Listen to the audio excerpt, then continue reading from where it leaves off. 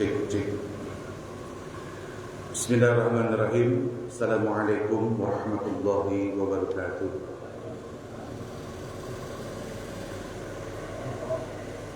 Bismillahirrahmanirrahim. Assalatu wassalamu ala rasulillah wa ala alihi wa sahbihi wa mawalah. Rabbi shrah li sadri wa yassir li amri wa hlul min lisani yafqahu qawli. Rabbi zidna ilman warzuqna fahman. Allahumma inna nas'aluka ilman nafi'an wa rizqan thayyiban wa amalan taqabbalan. Bismillahilladzi la yadurru ma ismihi syai'un ba'da wa la fis sama wa huwas samiul alim. Raditu billahi rabbah wa bil islami dina wa bi Muhammadin sallallahu alaihi wasallam nabiyya wa rasulah. La ilaha illallah wahdahu la syarika lah, lahul mulku wa lahul hamdu wa huwa ala kulli syai'in qadir. Wa la haula wa la quwata illa billahil aliyyil azim. Subhanallah wa bihamdihi astaghfirullah wa atubu ilaih. Yang pertama, marilah kita panjatkan puji dan syukur kepada Allah Subhanahu wa taala karena atas nikmat yang Allah berikan kepada kita semua, kita bisa hadir dalam melaksanakan rangkaian ibadah.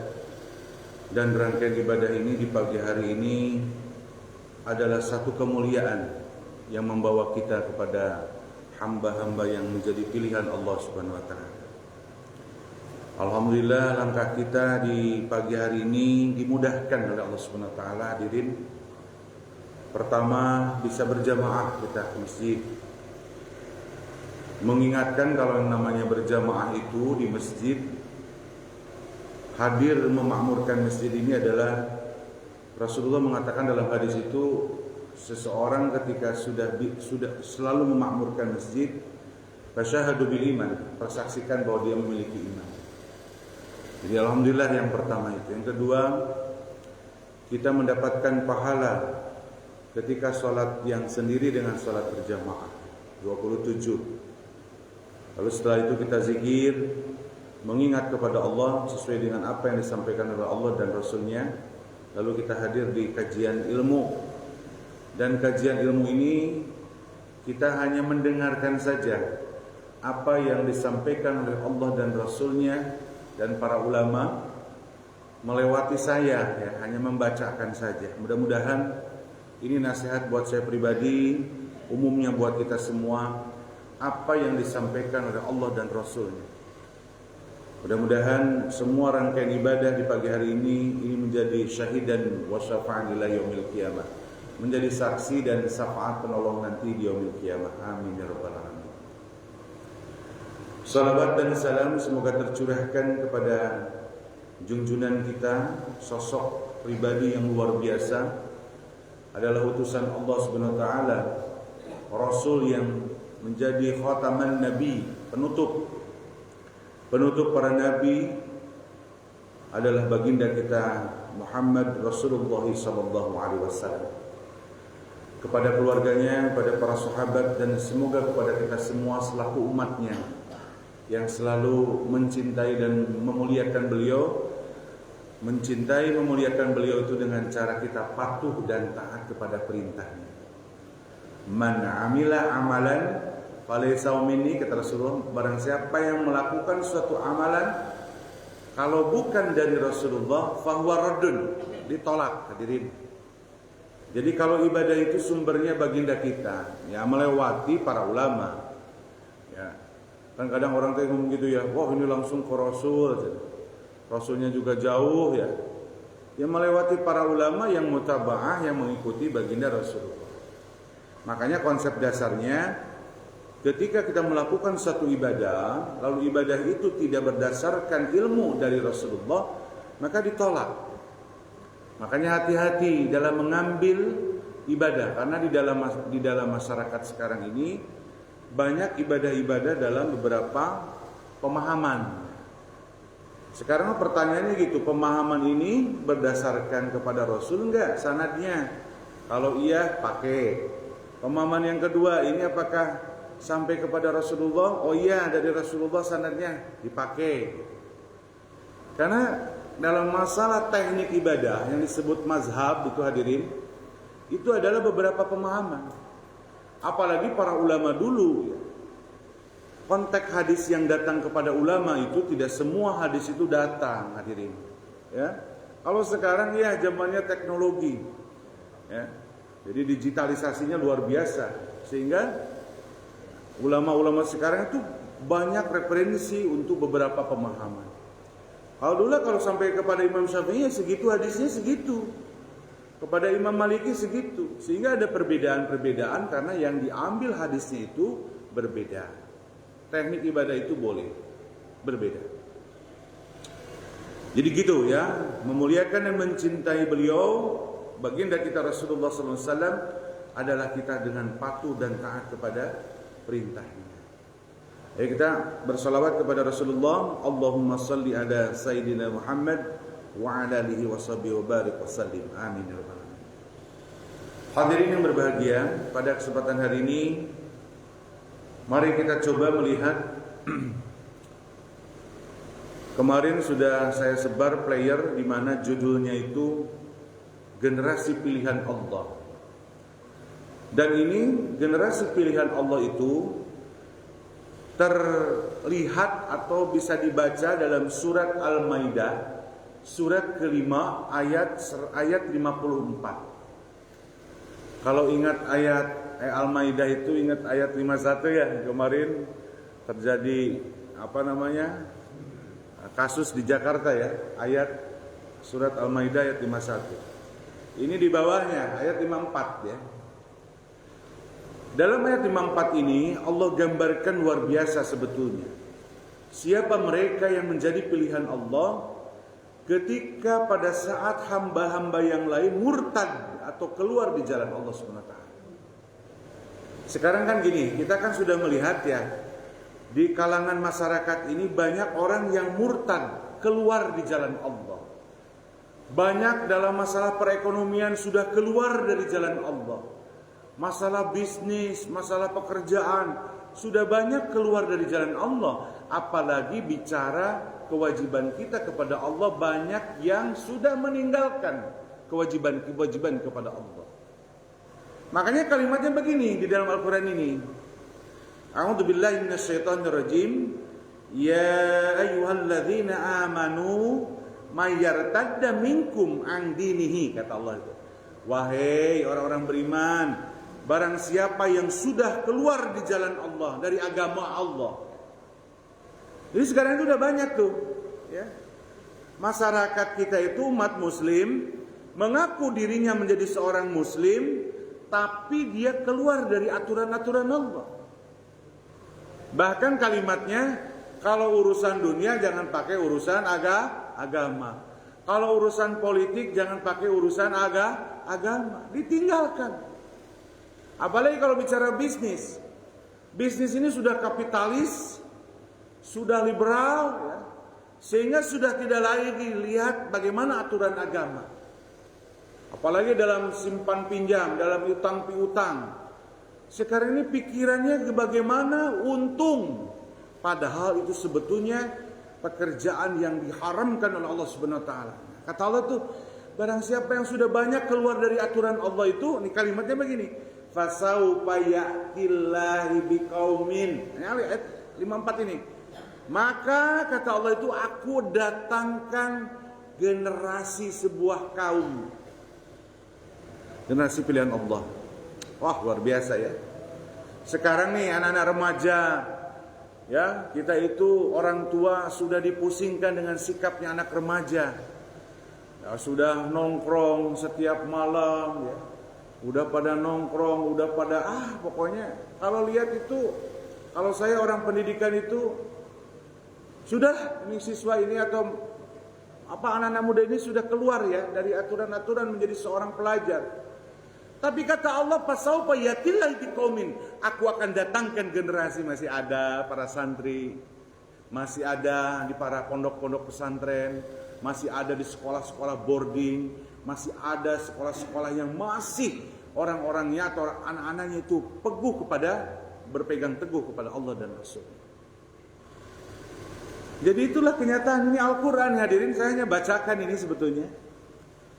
Jadi kata Allah itu, kalau pada saat suatu zaman di mana ketika orang sudah murtad di jalan Allah, lalu Allah akan datangkan generasi pilihan Allah yang lahir dari seorang ibu yang mengandung dan melahirkan anak dan mendidik ayah ibunya menjadi generasi pilihan Allah. Nah, kita coba lihat nih. Ini kan ada indikator hadirin. Dan indikator itu bisa ditanyakan pada diri kita. Kata Allah, siapa generasi pilihan yang dikirim oleh Allah Subhanahu wa taala? Ada kriterianya hadirin. Pertama, kedua, ketiga. Pada saat ketika kriteria pertama, apakah kita sudah masuk orangnya itu, kriteria itu? Nah, maka mari kita lihat ya. Allah menyampaikan begini. Ketika Allah menyampaikan pasaufa yatillahi biqaumin, maka yang pertama kelak Allah akan mendatangkan sebuah generasi, suatu kaum yang pertama yuhibbuhum wa yuhibbunahu. Allah mencintai mereka, mereka pun mencintai Allah. Hadirin, kalimat cinta ini adalah sesuatu anugerah dari Allah Subhanahu wa taala. Kalau tidak ada rasa cinta di dalam diri kita, rusak nih alam dunia ini. Kita mencintai dunia ini adalah memang anugerah yang diberikan oleh Allah Subhanahu wa taala kepada kita semua. Tapi kalimat yang pertama yang harus kita dalam kesempatan hari ini adalah yuhibbuhum wa yuhibbunahu. Allah mencintai mereka dan mereka pun mencintai Allah, itu adalah kita ingat sosok seorang nabi yang di dalam Al-Quran itu mendapatkan gelar Khalilullah. Ini tahu ya, para nabi itu ada 25 yang harus kita ketahui, nabi dan rasul. Ada satu redaksi di dalam Al-Quran bahwa nabi itu gelarnya Khalilullah. Khalilullah itu kekasih Allah. Jadi Allah cinta kepada nabi itu. Ya Rasulullah, baginda itu hebat. Ini bicaranya ada seorang nabi di mana Allah itu menyampaikan di dalam Al-Quran itu begini kalimatnya. Khalilullah, masih ingat Khalilullah siapa nabinya? Muhammad Badar. Khalilullah itu nabinya siapa? Nabi Ibrahim alaihi salam. Nabi Ibrahim alaihi salam itu gelarnya Khalilullah. Ini tercantum di dalam Al-Quran itu, gelar itu. Coba aja lihat sejarahnya peristiwa Nabi Ibrahim alaihi salam. Begitu hebatnya Allah sampai cemburunya kepada Nabi Ibrahim alaihissalam. Sampai ujiannya ketika Ananda Ismail anaknya alaihissalam ketika beranjak remaja, ya, padahal Nabi Ibrahim itu sudah tidak punya anaknya lama ya. Dari istri pertama Siti Sarah nikah, tidak punya anak sampai usia 80 tahun ya, sejarahnya begitu. Lalu Allah perintahkan untuk menikah ke istri kedua, Siti Hajar.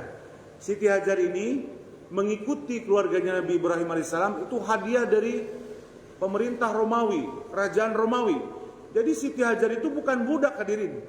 Dia adalah dari kalangan konglomerat sebetulnya, dari kalangan kerajaan sebetulnya. Tapi di kalangan masyarakat mengatakan Nabi Ibrahim itu nikah ke budak sana gitu ya. Tidak, memang diberikan bonus kepada Nabi Ibrahim untuk mengabdi kepada Nabi Ibrahim. Itu adalah anaknya seorang konglomerat, maksudnya menak ya pada saat di kerajaan waktu itu. Namanya Siti Hajar. Menikah dengan Siti Hajar, lalu hamillah dan diberikan keturunan Nabi Ismail alaihissalam menjadi nabi. Dan dari Siti Sarah lahirlah Nabi Ishak alaihissalam, yang keturunannya nabi-nabi sampai Nabi Isa alaihissalam. Nabi Ismail turun menjadi terakhirnya Nabi Muhammad SAW ya. Jadi Ababul, jadi bapaknya para nabi itu adalah Nabi Ibrahim. Kalau Ababul Bashar, bapaknya orang tua manusia itu Nabi Adam. Tapi kalau bapaknya para nabi adalah Nabi Ibrahim alaihissalam. Nah, ini ada satu kalimat hadirin. Allah itu sangat cinta kepada Nabi Ibrahim, bayangin. Nabi Ibrahim itu sangat dicintai sama Allah Subhanahu wa taala. A'udzubillahi minasyaitonirrajim. Ini tercantum di dalam surat An-Nisa, surat keempat ayat 125. Surat ini menyampaikan kepada kita semua bahwa Allah sangat mencintai Nabi Ibrahim alaihissalam. Hebat ya, ini generasi pilihan Allah. Kenapa sangat dicintai? Karena memang hamba-hamba Allah yang dicintai oleh Allah Subhanahu wa taala itu adalah mereka yang sangat patuh dan taat kepada Allah dan Rasulnya. Makanya kalimat di dalam surat Al-Maidah itu, kata Allah, aku akan turunkan generasi pilihanku. Siapa mereka? Kata Allah, aku mencintai mereka, mereka pun mencintai aku. Kita jelaskan nanti. A'udzubillahi minasyaitonirrajim. Wa man ahsanu dinan mimman aslama wajhahu lillahi wa huwa muhsinun wattaba millata Ibrahim hanifa wattakhadallahu Ibrahim khalila. Kalimatnya begitu. Jadi Nabi, jadi orang-orang yang yang pertama, jadi disebutkan di dalam Al-Quran itu adalah bahwa Nabi Ibrahim itu adalah kekasihnya, kesayangan Allah Subhanahu wa taala. Kenapa Nabi Ibrahim itu disayang oleh Allah, dicintai oleh Allah? Pertama kata Allah, karena Nabi Ibrahim itu dia memiliki sifat di sini tuh mimman aslama, dina mimman aslama. Jadi dia ikhlas dalam melaksanakan ibadah kepada agamanya. Nah, ya Nabi Ibrahim itu. Yang kedua, di sini Allah mengatakan bahwa Allah menyampaikan di sini wa huwa muhsinun, dan Nabi Ibrahim alaihissalam itu dia senantiasa mengerjakan kebaikan. Nah, jadi intinya pertama yang harus dipahami, Khalilullah itu adalah kekasih Allah itu adalah orang yang bagus di dalam agama dan dia ikhlas dalam melaksanakan semua ibadah yang dilakukan dan menjadi orang-orang yang muhsin. Orang-orang yang muhsin itu adalah orang-orang yang menyerahkan dirinya kepada Allah Subhanahu wa taala. Makanya pada kesempatan hari ini hadirin, kita coba review ya. Kita mendengarkan dari beberapa para ulama terkait definisi ikhlas. Jadi ikhlas itu gampang diomongin, susah dilakukan ya hadirin.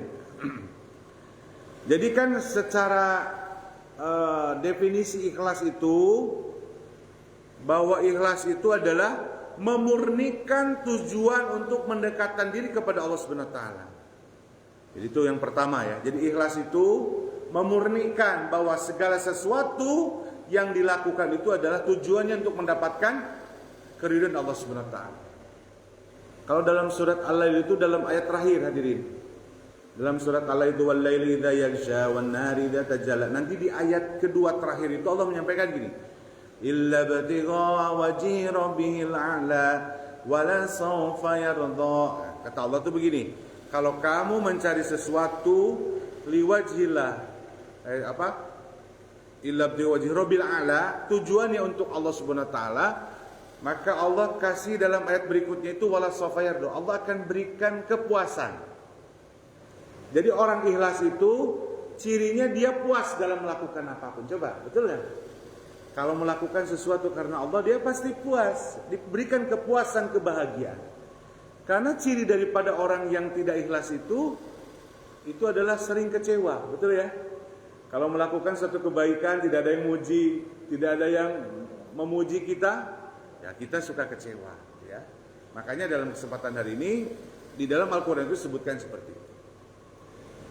Terus di dalam surat Al-Insan nih, terkait ikhlas nih hadirin. Di dalam surat Al-Insan Allah menyampaikan begini. Innama nut'imukum liwajhillah. Jika kamu memberikan makan kepada orang lain liwajhillah, karena Allah nih. Karena tujuannya kepada Allah. Jadi kalau mau berbagi karena Allah, ikhlas ya. Di dalam surat itu cirinya dua. La nuridu minkum jaza. Kamu tidak pernah mengharapkan balasan dari orang yang kita beri. Wala syukuro, bahkan kita tidak pernah mau mengharapkan ucapan terima kasih. Jadi gini ayat ini, saya juga malu ketika baca ayat ini hadirin. Kata Allah, jika kamu mau ngasih makan, kamu mau memberi, kata Allah itu. Terus kamu memberinya ikhlas karena Allah, tujuannya untuk mendapatkan keridhaan Allah Subhanahu wa taala, maka dua, kamu jangan pernah mengharapkan balasan dari orang yang kita beri. Kan kita mah kalau ngasih ke orang teh suka ada harapan ya supaya orang itu balas budi, betul? Betul lah. Kita ngasih ke saudara kadang jadi omongan, kemari udah saya bantu itu. Gimana sih orang ini? Sekarang kok ke saya begini? Ya kan suka gitu ya. Itu belum ikhlas hadirin. Ini Quran, bukan saya yang menyampaikan. Jadi balas budi dari orang lain kita mengharapkan ketika kita memberi kepada orang tersebut, berarti kita memberinya belum ikhlas. Makanya kalimat ikhlas itu dalam memberi 2L saya pernah menyampaikan. Lakukan, lupakan. Lakukan, lupakan. Lakukan, lupakan. Supaya kita mendapatkan kebahagiaan hadirin. Karena bahagia di dalam hidup ini hanya hadir bagi orang-orang yang tidak pernah mengharapkan balasan dari makhluk. Jadi bawahan rajin karena ada dunungan. Gak ada dunungan gak rajin ya. Gitu ya orang. Masya Allah. Naudzubillah min dzalik, semoga Allah jauhkan. Wala syukuro dalam Al-Quran itu. Dan jangan pernah kita mengharapkan ucapan terima kasih. Kita ngasih nih. Lalu orang itu tengah nuhunkan bahasa Sunda ya. Gak ngucapin terima kasih. Kita hanya ngomong, udah dikasih. Gak ngasih terima kasih, gak ngucapin. Gak perlu kayak gitu. Karena Quran menyampaikan orang ikhlas itu ciri ketika memberi itu 2. Tidak pernah mau dapat balasan dari orang yang diberi. Yang kedua, tidak mengharapkan ucapan terima kasih. Nah, Nabi Ibrahim itu disampaikan di dalam surat An-Nisa itu, kenapa sampai dicintai oleh Allah Subhanahu wa taala itu adalah karena dalam ibadahnya selalu ikhlas karena Allah Subhanahu wa taala. Paham ya hadirin? Ayatnya dalam surat Al-Lail, ayatnya dalam surat Al-Insan, Allah gambarkan bagaimana ciri orang yang ikhlas ya. Kalau kita masih jauh, ayo bismillah kembali. Ketika melakukan sesuatu, kita kembalikan kepada aturan Allah. Tujuannya hanya untuk mendapatkan ridha Allah Subhanahu wa taala. Kita coba dengarkan definisi daripada atau para ulama mengatakan ikhlas ya. Kita mendengarkan. Tadi kan dari Al-Quran, dari As-Sunnah, terus sekarang kita bicara dari para ulama. Yang pertama, dari Al-Iz bin Abdissalam, bahwa ikhlas itu adalah melaksanakan ketaatan kepada Allah karena Allah dan tidak mengharapkan pengagungan dan penghormatan dari manusia, dan tidak pula berharap manfaat dan menolak bahaya. Ya, kalimatnya begitu ya. Jadi selalu ulama pun mengatakan yang namanya ikhlas itu gak pernah ya mau dapat pujian. Dari ulama yang lain para ulama mengatakan bahwa ikhlas itu membersihkan amal dari setiap noda. Seseorang dikatakan ikhlas itu seseorang yang tidak mencari perhatian di hati manusia, dalam rangka memperbaiki hatinya itu di hadapan Allah, dan tidak suka seandainya manusia sampai memperhatikan amalnya meskipun hanya seberat biji sapi. Semuanya begitu ya. Dari Abu Usman, ikhlas itu melupakan pandangan dari makhluk dengan selalu melihat dari pandangan dari Allah SWT. Jadi hadirin, para ulama pun mengatakan kalimatnya sama dengan Al-Quran. Jadi yang namanya ikhlas itu tidak pernah melihat pandangan pujian dari makhluk. Aktif di DKM pingin dipuji, aktif di lingkungan RT pingin dipuji, aktif di berbagai segala sesuatu tujuannya untuk ada pujian daripada manusia, berarti melaksanakan ibadahnya itu tidak ikhlas. Sedangkan ciri orang ikhlas itu ciri yang Allah akan cintai. Karena pribadinya baginda Nabi Ibrahim alaihissalam itu gelarnya Khalilullah, kekasih Allah. Dan Allah menjelaskan yang disebut kekasih Allah itu yang pertama karena dia melaksanakan agamanya dengan mukhlis. Mukhlisina lahuddina hunafa, dalam surat Al-Bayyinah itu ya. Jadi lurus ke agama itu karena Allah Subhanahu wa taala. Ini banyak sekali ulama menyatakan. Makanya dalam kesempatan hari ini saya coba melihat dulu diri kita, bahwa bagaimana tanda ikhlas ini. Nah, ini kita operasionalkan. Sebetulnya mudah kalimat itu dikatakan oleh kita, Tapi kalau tidak ada indikator-indikator tanda ikhlas itu, kadang kita tidak tahu bahwa kita itu ikhlas atau tidak. Nih kita coba. Yang pertama, kalau orang ikhlas itu menyembunyikan amalan. Jadi kalau orang-orang ikhlas itu dia selalu menyembunyikan amalan solihnya. Jarang menampilkan perbuatan amalan-amalan. Nabi Muhammad SAW bersabda dalam hadis riwayat Muslim, ini kalimatnya begini: Innallaha yuhibbul 'abd. Sesungguhnya Allah mencintai seorang hamba itu at-taqiyya, orang bertakwa. Tapi disebutkan di sini al-ghaniyu al-khafi. Jadi yang merasa cukup dan suka mengasingkan diri. Jadi Allah tuh senang kalau ibadah mengasingkan diri itu amalannya pun tidak ditampakkan. Ini hadirin, kalau bapak-bapak sholat di masjid dengan sholat di rumah, di masjid dilihat orang, di rumah tidak dilihat orang, lalu ada bedanya, berarti kita tuh belum ikhlas. Saya jadi imam tadi itu hadirin, itu tuh sebetulnya saya jarang jadi imam itu, kadang suka tidak ikhlas jadi imam tuh. Kan mau imam tuh memilih surat ya, yang hafal nih surat apa yang sudah lama tidak dibaca. Pingin kepuji orang, oh saya bisa hafalan surat Al-Ma'arij. Tadi kan surat Al-Ma'arij, Ustaz Anwar juga suka membaca itu. Surat Al-Ma'arij itu panjang, pendek-pendekin. Kalau saya nggak pernah panjang, mau dipanjangin satu surat bisa tadi. Tapi kan ketika saya mau baca itu, kalau tujuannya pengen dipuji oleh makmum, ngapain itu ibadah yang tadi saya lakukan? Gak ada apa-apanya, gak ada artinya, bahkan bisa jadi dosa. Makanya banyak orang nanti di yaumil qiyamah itu, dulunya dia itu orang-orang hebat para ulama, tapi mereka terjerumus di neraka. Makanya di dalam surat apa? As-Saffat ya, surat As-Saffat ini. Muhammad, surat As-Saffat ibadah yang ya ayyuhalladzina amanu lima taqulu ma la taf'alun. Kabura maktan indallahi yang taqulu ma la taf'alun. Kata Allah itu besar kebencianku kepada orang yang suka ngomong tapi tidak melakukan apa yang diomonginnya. Oh, naudzubillah. Ya. Jadi gitu. Jadi tanda yang pertama itu hadirin, ciri orang untuk supaya tanda ikhlas itu dia selalu menyembunyikan amalannya. Makanya dalam Islam itu ada yang merusak amalan kita itu, salah satunya adalah riya, pingin dilihat. Kalau kita sudah beramal pingin dilihat oleh orang lain, berarti sudah tidak ikhlas. Pasti tujuannya pingin ada pujian.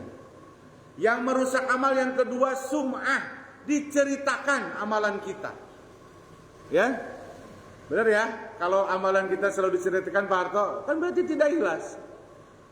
Sebetulnya cerita itu sudah lama 1 tahun Pak Soeharto ya.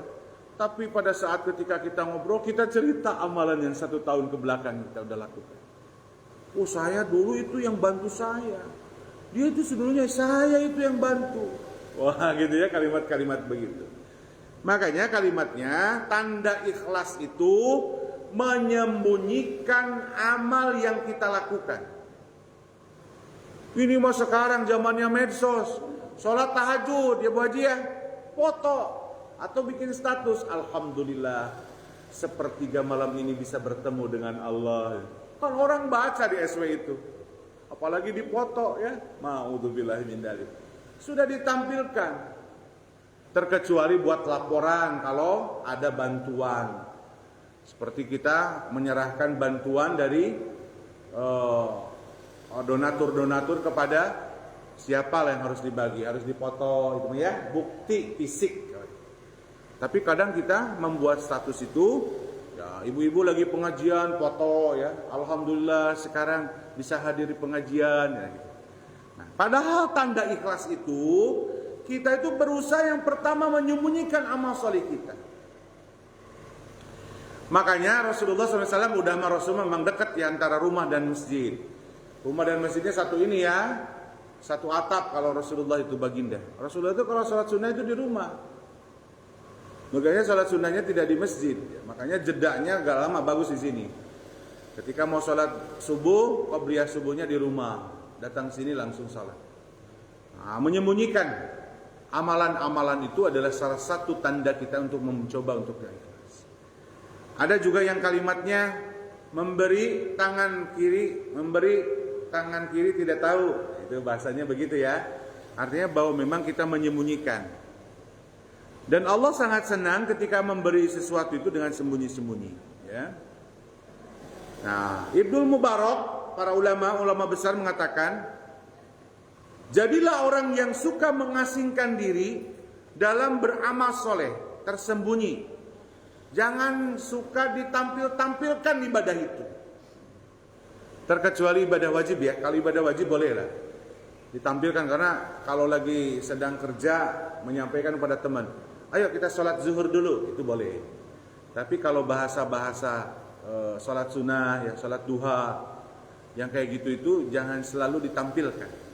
Maka ciri yang pertama kata Rasulullah itu, Allah sangat mencintai kepada orang-orang yang selalu menyembunyikan amal salihnya. Ya, Ibrahim, ulama yang namanya Ibrahim mengatakan, aku tidak suka menampakkan amal solih yang seharusnya disembunyikan. Ya, nah, di sini banyak ulama. Sufyan bin Unaih mengatakan, sembunyikanlah amalan kebaikanmu sebagaimana engkau menyembunyikan amalan kejelekanmu. Nah, ini bahasanya begitu ya. Kan kita kelihatan baik itu karena Allah tidak membukakan aib, betul ya? Kalau Allah bukakan aib kejelekan kita, sebetulnya kita malu dengan kejelekan kita. Ya, maka kita pun harus bisa menyembunyikan amal salih kita. Ya, apa saja yang harus disembunyikan? Pertama, menyembunyikan amalan salat sunnah. Sekali lagi, jadi kalau amalan salat sunnah itu kalau bisa disembunyikan. Makanya yang terbaik amalan ba'diyah qobliyah itu adalah di rumah. Ya, jadi kalau setelah maghrib, mau setelah zikir, mau ba'diyah, tidak perlu di masjid, pulang ke rumah, lakukan di rumah ba'diyahnya. Tapi suka lupa karena kalau sudah ke rumah suka buka sarung langsung, ya nggak apa-apa di masjid. Tapi kalau kita mau menyembunyikan amalan sholat sunnah, itu adalah tanda supaya ikhlas. Ya. Terus apa sholat sunnah? Sholat tahajud di rumah, sholat duha di rumah, sembunyikan amal kita. Makanya Rasulullah itu mengatakan ketika nawiru buyutakum, terangilah rumah-rumahmu, itu salah satunya adalah sholat sunnah, hadirin. Jadi itu yang pertama. Yang kedua, menyembunyikan sholat sunnah itu ya. Yang pertama menyembunyikan amalan sholat sunnah. Yang kedua menyembunyikan di sini disebutkan amalan sholat malam, tadi sudah saya sampaikan. Yang ketiga, bersedekah secara sembunyi-sembunyi, hadirin. Jadi kalau kita mau berbagi sedekah ya, sembunyi-sembunyi. Jangan sampai terlihat orang lain. Karena kalau terlihat orang lain, ada satu yang bisa menggoyahkan keikhlasan kita, hadirin. Ya. Sedekah subuh itu bagus, coba sembunyikan. Kan bisa di rumah bikin sebuah infak, kotak, masukin aja situ yang orang lain tidak lihat. Kalau sudah terkumpul banyak, sedekahkan. Kan itu bisa lebih baik daripada kita bersedekah terlihat orang. Ya, kalau udah terlihat itu nih gangguannya kepada ikhlas, hadirin. Makanya bersedekah secara sembunyi itu, nah ini disebutkan dalam hadis riwayat Bukhari itu begini kalimatnya. Ini mengingatkan nih buat kita semua. Bismillahirrahmanirrahim. Rasulullah mengatakan, warajulun tasaddaqa, seseorang yang bersedekah bisadaqatin fa'akhfaha, lalu bersedekah itu disembunyikan, hadirin. Ini Rasulullah yang menyampaikan, bukan saya. Ya. Hatta la ta'lamu shimaluhu ma tunfiqu yaminuhu. Sehingga tangan kirinya tidak mengetahui apa yang disedekahkan oleh tangan kanan. Bayangkan, hadirin. Jadi seseorang kalau bersedekah itu lalu kemudian menyembunyikan sedekahnya itu, ya, sehingga sampai tangan kiri pun yang ini istilah aja dari Abu Hurairah nih ya, sampai tangan kirinya tidak mengetahui, itu adalah luar biasa. Ayo, kadang kita mah pingin itu ya, pingin dilihatkan, sudah datang ya. Pingin terlihat kalau segala sesuatu itu. Makanya yang merusak amalan solih kita itu adalah ketika kita riak pingin dilihat orang lain. Padahal di sini disebutkan kata Rasulullah, menyembunyikan dalam bersedekah pun luar biasa. Nih contoh ini. Cerita sahabat Ali bin Husain bin Ali ini, beliau biasa memikul karung berisi roti setiap malam hari itu. Beliau membagi-bagikan roti-roti tersebut ke rumah secara sembunyi-sembunyi. Masya Allah, beliau mengatakan ini, Rasulullah beliau mengatakan ini, Ali ini, sesungguhnya sedekah secara sembunyi-sembunyi akan meredam kemarahan Allah Subhanahu wa taala. Inna shadaqata sir, sedekah sir itu sembunyi-sembunyi ya diri. Ya, maka akan meredakan. Jadi penduduk Madinah pada saat itu tidak mengetahui siapa yang suka ngasih roti. Coba bayangin. Tak kala Ali bin Al-Husain meninggal dunia, barulah mereka tahu sampai bahwa itu adalah Ali bin Husain. Yang tahu itu, yang suka ngasih roti itu. Sampai penduduk Madinah pada saat itu tidak tahu siapa yang suka memberi itu. Karena dia menyembunyikan apa yang dia berikan. Kita, saya juga, wah banyak kalau mau ngasih itu pingin diketahui. Pingin saya juga kadang ya. Dan itulah yang membuat amalan itu adalah la tubtilus shadaqah. Allah akan tolak sedekah kita. Karena apa? Karena kita pingin didengar orang, pingin dipuji oleh orang lain. Sahabat malah coba ngasih itu sembunyi-sembunyi. Kita mah diomongin, saya juga suka diomongin. Itu dari saya yang ngasih dia itu. Oh, saya ngeluarin. Maaf ya, manusia itu begitu. Ini sekarang sajian apa? Nasi kuning. Kalau pengennya ngomong ya, dari siapa itu? Dari saya itu. Kayak gitu ya. Naudzubillah min dzalik. Itu ya tandanya. Berikutnya, kita harus bisa menyembunyikan amalan tadi sedekah sembunyi-sembunyi. Hadirin nih, hati-hati yang suka bersedekah pagi. Jangan suka ditampilkan karena itu sedekahnya dikumpulin, sembunyikan, nanti kasihnya banyak, ya. Yang berikutnya, menyembunyikan amalan puasa sunnah. Kalau puasa wajib boleh, ya. Tidak perlu sembunyikan. Dari Ramadan ya kita harus saum. Pada saat ketika saum, ya kita jangan suka ngomong ya. Kecuali kalau ditanya ketika kita disuguhin makanan, kita tidak makan baru ngomongnya. Saya mohon maaf hari ini lagi sedang puasa sunnah Senin. Tapi jangan diinikan. Ibnu Abbas radhiyallahu an, pamannya Rasulullah, mengatakan begini, "Idza kana shaumu ahadikum," jika seseorang di antara kalian berpuasa, falyusbih dohinan mutarajjilan, maka hendaklah ia memakai minyak-minyakan dan menyisir rambutnya. Jadi maksudnya jangan kelihatan lemas, tidak kelihatan. Jadi jangan ditampilkan kita lagi saum. Kan kita malah lagi saum kan kelihatan ya. Aduh gitu. Kenapa kamu begitu? Lagi saum. Saya lagi puasa. Tadi jenis sahurnya cuma sedikit. Wah, terus pokoknya amalan-amalan yang kita lakukan itu tidak pernah kita sembunyikan. Ya. Kita itu kalau sudah tidak menyembunyikan amalan itu, amalan sunnah itu nantinya akan muncul ketidakikhlasan dalam ibadah. Hadirin, berikutnya, ini saya membuat clue-cluenya, tapi ada dalilnya. Yang kelima, kita itu supaya ikhlas itu, sembunyikanlah bacaan Al-Quran dan zikir. Dia mau baca Quran kadang dikeras-keraskan supaya kedengar orang ya.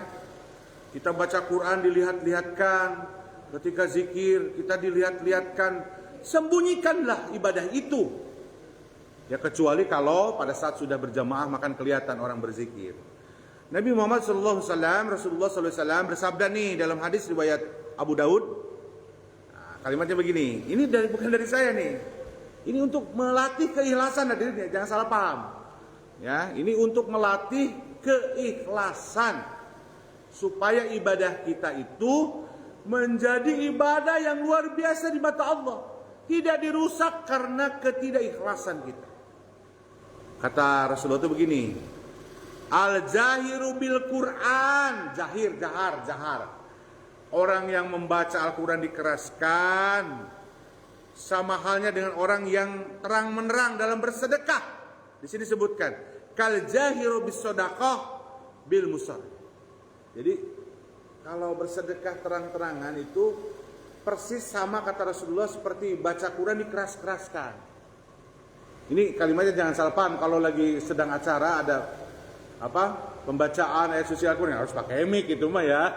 Ini maksudnya bahwa kita itu dalam beribadah itu jangan suka ingin ditampilkan begitu ya kalimatnya. Awas ya, jangan salah paham. Kita tidak membahas fikihnya. Kata Rasulullah itu begitu.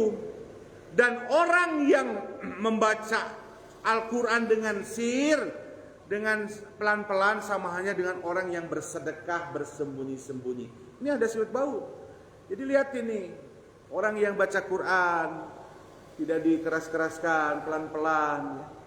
Dengan itu sama dengan orang yang sedang bersedekah yang sembunyi-sembunyi. Dan itu adalah kemuliaan. Dalam hadis riwayat itu di Abu Daud di sini disebutkan, bahkan At-Tirmidzi juga menyampaikan, pada prinsipnya hadirin, menyembunyikan dalam bacaan Al-Quran dan zikir itu adalah lebih baik daripada ditampilkan, kecuali dalam acara-acara tertentu. Berikutnya, sebentar ya, coba lihat nih, menyembunyikan tangisan. Jadi tangisan kita pada saat ketika kita mengucurkan air mata kepada Allah Subhanahu wa taala. Makanya kalau nangis bersama gampang ya, kita ngeluarin air mata ya, trainer itu.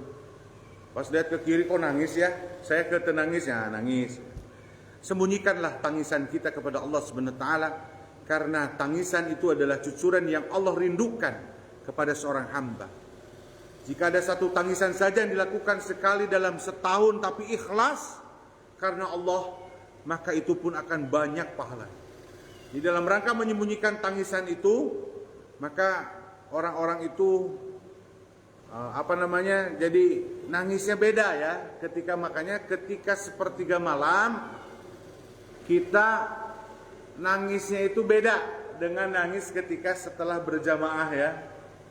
Kelihatan, apalagi kelihatan orang lain. Ini sembunyikan tangisan itu. Kayak saya dulu waktu saya ditugaskan di Kerawang selama 6 tahun, saya sendirian di sana, mudah sekali ngucurin air mata teh.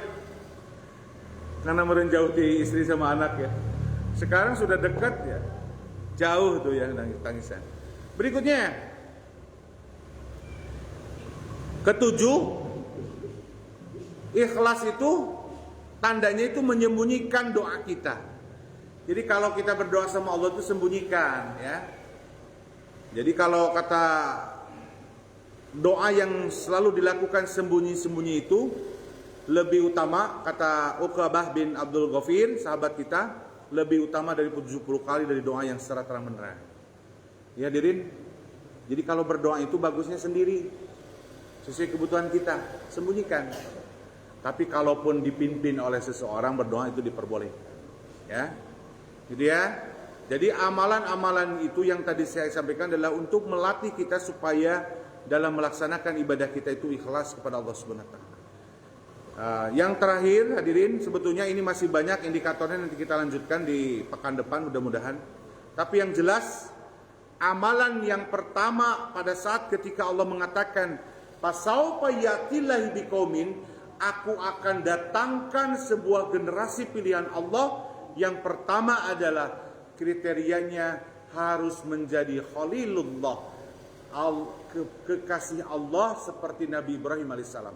Nabi Ibrahim alaihissalam digambarkan bahwa dalam surat An-Nisa surat keempat ayat 125 itu adalah mereka yang disebut Khalilullah itu orang yang bagus agamanya karena dia melakukan dengan ikhlas. Dan yang kedua adalah orang muhsin, orang yang selalu menyerahkan diri kepada Allah dalam melakukan setiap ibadah kita. Makanya baru satu kriterianya dalam surat Al-Maidah itu yuhibbuhum wa yuhibbunnahu. Allah mencintai mereka dan mereka pun mencintai Allah. Nanti kita lanjutkan indikator yang kedua itu adzillatu 'alal mu'minin. Sifat kedua generasi pilihan Allah itu adzillah, lemah lembut. Nah, nanti kita bahas lemah lembut. Nanti aizzah, dia keras. Nanti kita akan bahas dalam ayat itu dalam pekan berikutnya insyaallah. Mudah-mudahan kita diberikan kesehatan dan diberikan panjang usia, berkah. Mudah-mudahan nanti pekan depan kita bisa melaksanakan kajian lagi. Demikian bisa disampaikan pada kesempatan hari ini. Beberapa poin disadarkan dari Allah dan Rasulnya dan para ulama. Marilah kita luruskan niat kita dalam ibadah. Jangan sampai ibadah kita itu sia-sia. Karena ibadah diterima oleh Allah Subhanahu wa taala kriterianya ada 4. 1, sumbernya dari Rasulullah, Allah dan Rasulnya. Jadi ibadah itu harus dari Allah dan Rasul nih. Jangan dibuat-buat. Kedua, harus ikhlas. Kalau nggak ikhlas nggak diterima ibadah kita. Yang ketiga, harus ada ruh ibadahnya. Jadi kalau ada ruh itu, kalau sholat itu dimati sholatnya. Yang keempat, harus ada dampak dari ibadah itu.